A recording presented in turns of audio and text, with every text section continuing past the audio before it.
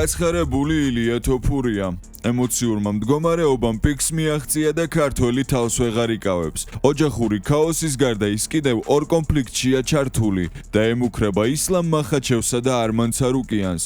რა განცხადებები გააკეთა ქართველმა ჩემპიონმა? ილია ასეთი არასდროს გვინახავს. სომეხი მებრძოლი არმან ცარუკიანი მას კვლავ დასცინის და ცუდად მოიხსენიებს, რითიც სიტუაციას ბევრად ართულებს. ორგანიზაციამ სახელად Give Me Sport შეადგინა მსოფლიოში ყველაზე ნიჭიერი ფეხბურთელების სია. სად არის ხვიჩა კვარაცხელია? ქართველი და ფრანგი გულშემატკივრები უკმაყოფილოები არიან და ინტერნეტში ერთი ამბავია, მიუხედავად იმისა, რომ გამოცემამ ხვიჩაზე საკმაოდ კარგად ისაუბრა. კილიან მბაპემ ლეგენდარული კრიშტიანო რონალდუს რეკორდი მოხსნა და გოლი პორტუგალიელის სტილში აღნიშნა. რა გასაოცარი სტატისტიკა აქვს ფრანკს მადრიდის რეალში ეს და სხვა სიახლეები ჩვენს ვიდეოში. როგორც ხედავთ, ვცდილობ თქვენთვის საინტერესო ინფორმაციები მოვიძიო და გავაკეთო საინტერესო კონტენტი, რაც მე მგონი გამომდის. ამიტომ მოიწონე ვიდეო და გამოიწერე არხი. შენ ეს მხოლოდ 3 წამს წაგართმევს, არხს კი ზრდაში ეხმარები. წინა ვიდეოებმა დიდი გამოხმაურება გამოიწვია და ბოლო ორმა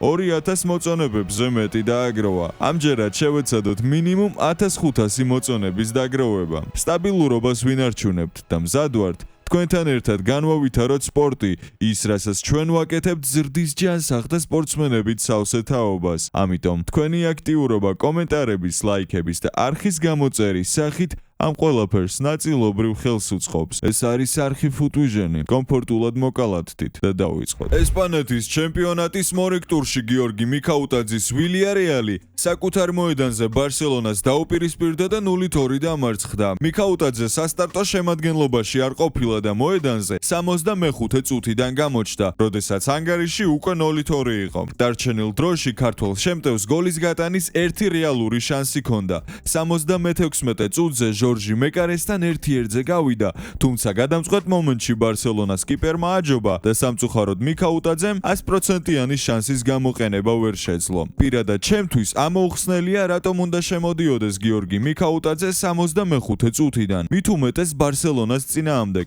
მით უმეტეს, როდესაც ვილიარეალის ასეთი კარგი პოზიციები სწორედ მისი დამსახურებაა. ჯანმრთელობის შესახებ განახლებები არ მინახავს.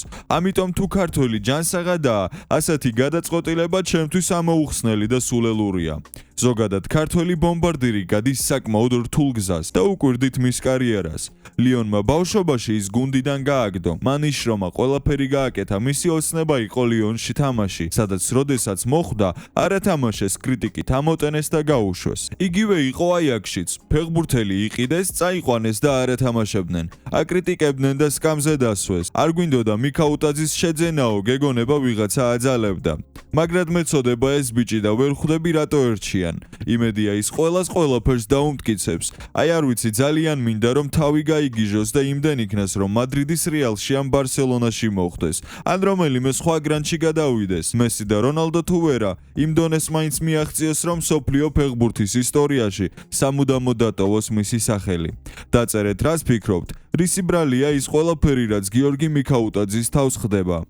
უიღბლობაა თუ პრობლემა სხვაგან იმალება. ველოდები თქვენ მოსაზრებებს კომენტარებში. ქართველი ჩემპიონი ილია თოფურია ემუქრება ისლამ მახაჩევს და UFC-ს ერთ-ერთ ლეგენდა ხაბიბ ნურმაგომედოვს. ეს ნამდვილად საბრძოლო განწყობაა, რაც ოქტაგონში დაეხმარება, თუმცა ვფიქრობ, რომ სტრესი და წნეხი იმ დონეზეა ილიას ცხოვრებაში, რომ შესაძლოა თავადაც ვერ ხვდებოდეს რას აკეთებს. თუმცა ჩვენ მისი გულშემატკივრები ყველაფერში მის გვერდით ვართ.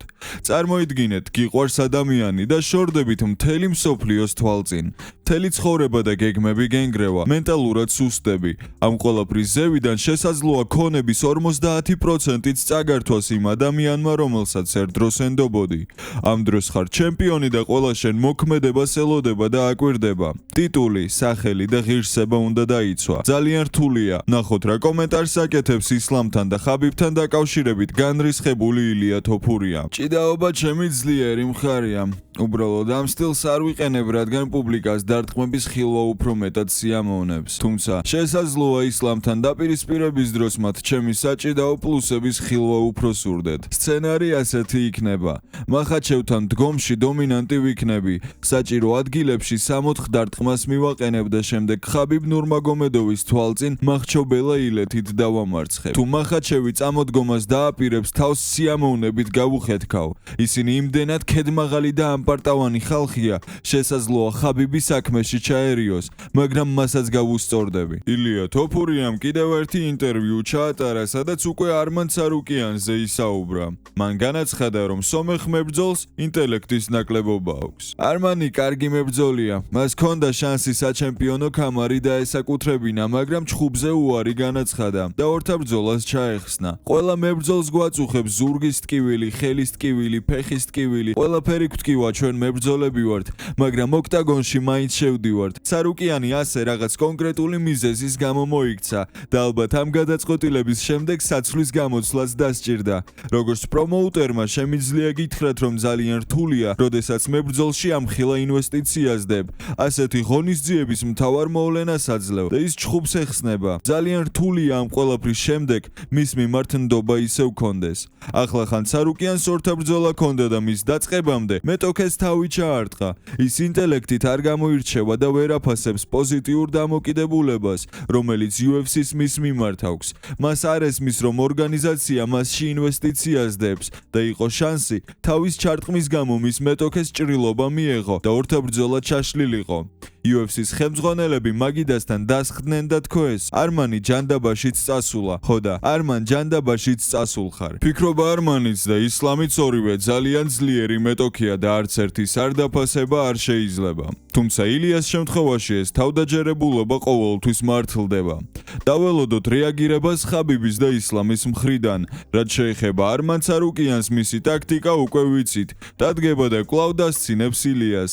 იტყვის, რომ შიშარაა, იხს დაუძახებს და კიდევ რაღაც მასხრობას იზავს. ესაა მისი მთავარი კოზირი. თუმცა როგორც მებრძოლი ის ნამდვილად ძლიერია და რაც შეეხება დანარჩენს, ვერ ამოხსენია ეს ყველაფერი იმიჯია და ის კარგი ადამიანია, თუ რეალურადაც ისეთია, როგორც გვაჩვენებს თავს. მაგრამ ფაქტია, რომ საქართველოში გაზრდილი ბიჭი ყოველთვის დაღესტანელების და რუსების მხარეს იჭერს, რაც ძალიან სამწუხაროა. გამოცემა გიუმი სპორტმა ხვიჩა კვარაცხელია მსოფლიოს ყველაზე ნიჭიერ ფეხბურთელებში მე-13 ადგილზე განათავსა და საკმაოდ პოზიტიურად შეაფასა. თუმცა კვარას გულშემატკივრები ამ გადაწყვეტილებას არ დაეთანხმნენ. სიმართლე ვთქვათ, მეც არ ვეთანხმები და აი ათეულში მაინც შევიყვანდი კვარას, თუმცა ზოგადად ეს სია არ მომეწონა, რადგან ცოტა მიკერძოებულია ჩემი აზრით.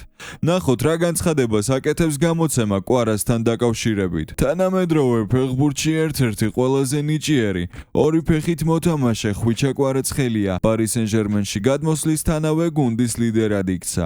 იანვრის სატრანსფერო ფანჯრისას სერია AS გიგანტიდან ნაპოლიდან ტრანსფერის შემდეგ ქართველმა ფეხბურთელმა მყისვე აჩვენა თავისი კლასი. მისი აზროვნებისა და მოძრაობის სისწრაფის საოცარი კომბინაცია ერთ-ერთი უმთავრესი მიზეზია იმ ბრწყინვალე ფორმისა, რომელსაც პარიზელები ლიგა 1-ში აჩვენებენ და რაც საბოლოო ჯამში ჩემპიონთა ლიგაზე ტრიუმფით დაგვირგვინდა. განსაკუთრებით აღსანიშნავია მისი ასპარეზობა გასულ სეზონში ჩემპიონთა ლიგის მერვედ ფინალში ლივერპულის წინააღმდეგ. ორივე შეხვედრაში როგორც შინ ისე სტუმრად, მან მეტოქის განაპირა მცველები უმძიმეს მდგომარეობაში ჩააყენა. 24 წლის საქართველოს ნაკრების ფეხბურთელი, რომელსაც უდიდესი პოტენციალი აქვს, საკვანძო ფიგურა გამოდგა პოსეჟესთვის ჩემპიონთა ლიგის მრავალწლიანი წყევლის დასასრულებლად. მისი ტექნიკური არსენალი და ფინტები მარცხენა ფლანგზე მართლაც სანახაობრივია. კომენტარებში დავტოვებ მულ, სადაც შეგიძლიათ ეს სია იხილოთ. თქვენ კი დაწერეთ თქვენი აზრები იმასთან დაკავშირებით, თუ რომელ ადგილს იმსახურებს ხვიჩა კვარაცხელია ამ სიაში. კილიან მბაპემ სევილიას კარი აიღო და კრიშტიანო რონალდუს რეკორდი გაიმეორა. ფრანკ სუპერვარსკლავს რეალის მაისურით ერთ კალენდარულ წელიწადში 59 გოლი დაუგროვდა. მატჩის დასრულების შემდეგ მბაპემ კომენტარი გააკეთა. ეს განსაკუთრებული დღეა, რადგან ჩემი დაბადების დღეა. ბავშვობიდან ვამბობდი, რომ ჩემს დაბადების დღეზე პროფესიონალურ მატჩში მონაწილეობა უცნებაა, განსაკუთრებით რეალის შემადგენლობაში. გავიმარჯვეთ და ეს ძალიან მნიშვნელოვანი იყო, რადგან 2025 წლის დადებითად დასრულება გვინდოდა. ეს რეკორდი წარმოუდგენელია. კრისტიანო რონალდუ ჩემი იდეალია. ის რეალის ისტორიაში საუკეთესო ფეხბურთელია. ეს ჩემთვის პატივია. მინდოდა მისთვის მადლობა გადამეხადა, რადგან ჩემს მიმართ ყოველთვის კეთილი და დადებითად განწყობილი იყო. გოლის აღნიშვნა? რა თქმა უნდა, მე ჩემი აღნიშვნა მაქვს, მაგრამ ეს გოლი რონალდუს მიუძღვენი და მის მსგავსად სწორედ ამიტომ ავღნიშნე. კრისტიანოსთან ძალიან კარგი ურთიერთობა მაქვს და ახლა ის ჩემი მეგობარია. შეგახსენებთ, რომ მადრიდის რეალს რთული პერიოდი აქვს და თამაშების მოგება უჭირთ. გამონაკლისი არც სევილიასთან დაპირისპირება იყო, მიუხედავად იმისა, რომ ბლანკოსმა 2-0 მოიგო, ანდალუზიელებმა არაერთი მომენტი შექმნეს და რომ არა ტიბო კურტუა, ისინი ბერნაბეუდან მინიმუმ ქულას წაიღებდნენ. სამწუხაროდ ეს ვიდეო დასასრულს მიუახლოვდა, მაგრამ იმედია თქვენთვის რაიმე საინტერესო ან სასარგებლო მაინც აღმოაჩინეთ. მოიწონე ვიდეო და გამოიწერე არხი, მე კი ძალიან მალე დაგიბრუნდებით სიახლეებით. მომავალ შეხვედრამდე და აბა წარმატებები.